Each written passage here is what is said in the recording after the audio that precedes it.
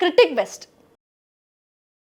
Anora 77ാമത് Cannes film ഫെസ്റ്റിവലിൽ ഏറ്റവും മികച്ച ചിത്രത്തിനുള്ള പാം ഡിയോർ പുരസ്കാരം കരസ്ഥമാക്കിയ റൊമാൻറ്റിക് കോമഡി ചിത്രമാണ് അനോറ. സീൻ ബേക്കർ എഴുതി സംവിധാനം ചെയ്ത ചിത്രം രണ്ട് വ്യത്യസ്തമായ ലോകങ്ങളെ കൂട്ടിമുട്ടിക്കുകയാണ്.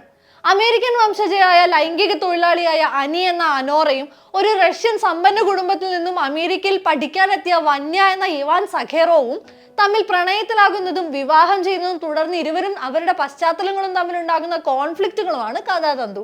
ഡിസ്നി കഥകൾ ഒരു കാലത്ത് സെറ്റ് ചെയ്തു വെച്ചിരുന്ന ഗുഡ് ഗേൾ ഇമേജുകളെ ചോദ്യം ചെയ്യുകയാണ് ചിത്രം No Other Land. Palestinian Israel cinema നിർമ്മാതാക്കളുടെ കൂട്ടുകെട്ടിൽ ഈ വർഷം പുറത്തിറങ്ങിയ ഡോക്യുമെന്ററി ചിത്രമാണ് നോ അതർ ലാൻഡ്. ലോകം സാക്ഷ്യം വഹിക്കുന്ന ഏറ്റവും വലിയ ജനോസൈഡിന്റെ യഥാർത്ഥ വിഷ്വലുകളെ കൂടിയാണ് ചിത്രം അവതരിപ്പിച്ചത്. പലസ്തീനിലെ വെസ്റ്റ് ബാങ്കിലുള്ള മസഫറിയാത്തയിലേക്ക് ഇസ്രായേൽ സൈനികർ കടന്നു വരുന്നതിന്റെയും തുടർന്നുണ്ടാകുന്ന പ്രതിസന്ധികളുടെയും 2019 മുതലുള്ള ഡോക്യുമെന്റേഷൻ കൂടിയാണ് no Other land.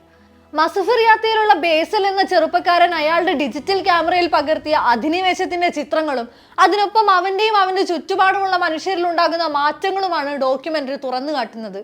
The Seed of the Sacred Fig. Iran ഭരണകൂടം വേട്ടയാടുകയും കൊടിയ പീഡനങ്ങൾക്ക് ഇരയാക്കുകയും വർഷങ്ങളോളം ജയിലിലടക്കുകയും ചെയ്ത സംവിധായകൻ മുഹമ്മദ് റുസോലോഫിന്റെ ചിത്രമാണ് The Seed of the Sacred fig.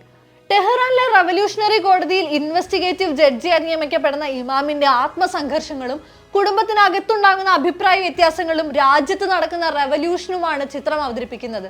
ഭരണകൂടത്തിന് വേണ്ട വിധി പറയാനായി നിയോഗിക്കപ്പെടുന്ന ഇമാമിനോട് മക്കൾ എതിർപ്പ് പ്രകടിപ്പിക്കുകയും അച്ഛനടക്കമുള്ള ഭരണകൂട സംവിധാനങ്ങൾക്കെതിരെ അവർ തിരിയുകയും ചെയ്യുന്നതിലൂടെയാണ് കഥ മുന്നോട്ട് പോകുന്നത്.